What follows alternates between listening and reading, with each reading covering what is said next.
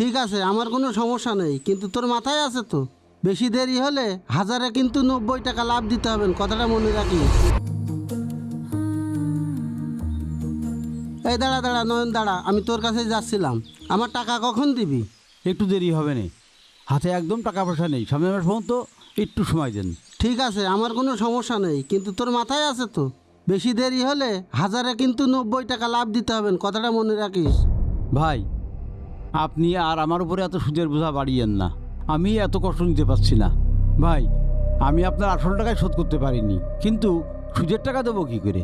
থাম তো তুই, তোর এসব নাকে কান্দা ভালো লাগে না। আমার কুরবানি দিতে গিয়ে 4-5 লাখ টাকা খরচ হয়ে গিয়েছে, আমার খুব টাকার দরকার। ভাই, আমার সামনের সপ্তাহ পর্যন্ত একটু সময় দেন। তোর আমি আর সময় দিতে পারছি না, ঈদের আগে যদি পারিস টাকাটা দিয়ে দিস, তা না হলে ঈদের পরের দিন তোর গরু খুলে নিয়ে যাবানে। তুই মাঠে যাচ্ছিস, মাঠে যা, আমি গেলাম।